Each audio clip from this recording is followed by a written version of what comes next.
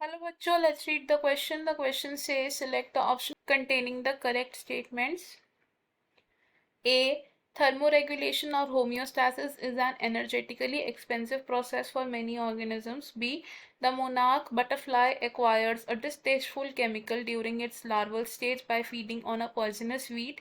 C. The Mediterranean orchid Ophrys employs sexual deceit to get pollination done. D. Life cycle of ectoparasites are more complex because of their extreme specialization. Option 1 A and C. Option 2 A, B and C. Option 3 C and D. Option 4 all are correct. Question में हमारे पास कुछ statements given है. First statement says कि thermoregulation या homeostasis एक energetically expensive process है कुछ organisms के लिए. सेकेंड स्टेटमेंट में कहा गया कि मोनार्क बटरफ्लाई एक डिस्टेस्टफुल केमिकल एक्वायर करती है अपने लार्वल स्टेज में जब वो पॉइजनस वीट पर फीड करते हैं.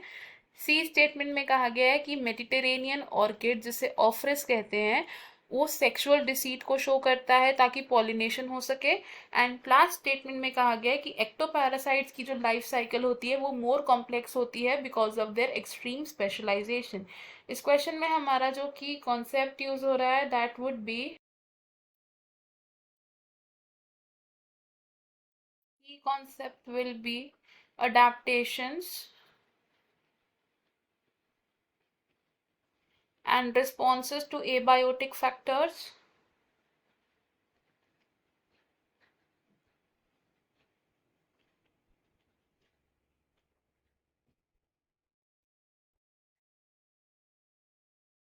सबसे पहले बात करें अगर हम अपने स्टेटमेंट ए की तो होम्योस्टैसिस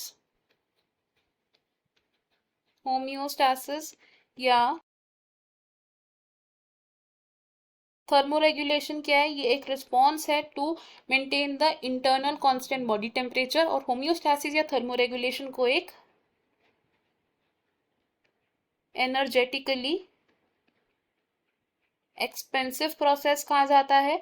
और ये एनर्जेटिकली एक्सपेंसिव प्रोसेस मानी जाती है यूजुअली स्मॉल साइज एनिमल्स के लिए बिकॉज ये जो स्मॉल साइज एनिमल्स होते हैं इनका body surface area to volume ratio कैसा होता है, ये ज़्यादा होता है, इट इज़ हायर, जिसकी वजह से ऐसे ऑर्गेनिजम्स में जो हीट लॉस है ये कैसी प्रोसेस है, एक फास्ट प्रोसेस है. और इन ऑर्गेनिजम्स को हीट जनरेट करने के लिए एनर्जी का एक्सपेंडिचर करना पड़ता है. तो हीट जनरेट करना इनके लिए क्या है, कंपैरेटिवली स्लोअर एंड मुश्किल टास्क है. तो हमारी जो ए स्टेटमेंट है ये कैसी स्टेटमेंट है, ये करेक्ट स्टेटमेंट है. स्टेटमेंट बी की अगर बात करें, ऑर्गेनिजम्स प्रीडेटर से बचने के लिए कुछ डिफेंस मैकेनिज्म्स को अडाप्ट करते हैं.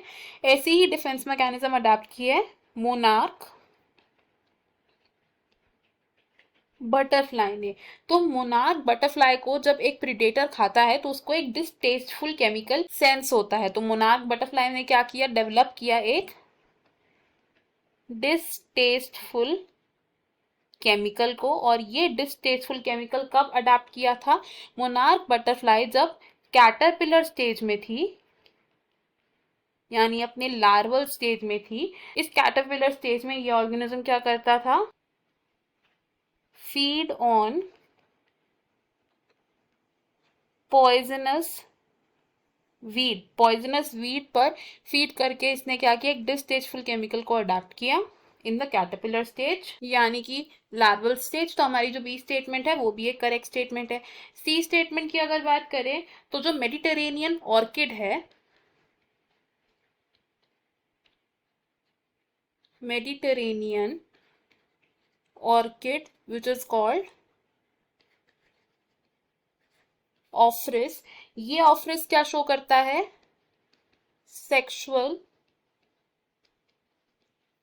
डिसीट को शो करता है. और सेक्सुअल डिसीट को ये कैसे शो करता है, ऑफ्रिस की एक पेटल क्या करती है, ये फीमेल बी को रिजेंबल करती है. फीमेल बी से क्या रखती है, ये रिजेंबलेंस रखती है. तो इस फीमेल बी से रिजेंबलेंस रखते हुए पेटल की तरफ क्या अट्रैक्ट होता है, मेल बी अट्रैक्ट होता है. और ये मेल बी क्या करता है, इट ट्राइज टू कॉपुलेट, लेकिन क्योंकि ये पेटल है तो कॉपुलेशन सक्सेसफुल नहीं हो पाती है एंड रादर क्या हो जाता है, फ्लावर से पोलन डस्ट हो जाते हैं on the body of male B and male B act करता है एज अ पॉलिनेटर और इस प्रोसेस को हम क्या बोलते हैं, दिस इज कॉल्ड सूडो कॉप्यूलेशन। तो हमारी जो सी स्टेटमेंट है ये भी क्या है, एक करेक्ट स्टेटमेंट है। स्टेटमेंट डी की अगर हम बात करें तो जो पैरासाइट्स होते हैं, पैरासाइट्स मेनली दो तरीके के होते हैं which are endoparasites and ectoparasites. जो एंडोपैरासाइट्स होते हैं ये होस्ट की बॉडी के अंदर रहते हैं, they live inside the body of host, और जो एक्टोपैरासाइट्स होते हैं ये क्या रहते हैं, on the external surface of the host body. अब इन दोनों तरीके के पैरासाइट्स में से जो ये एंडोपैरासाइट्स होते हैं इनकी life cycle is more complex, they have more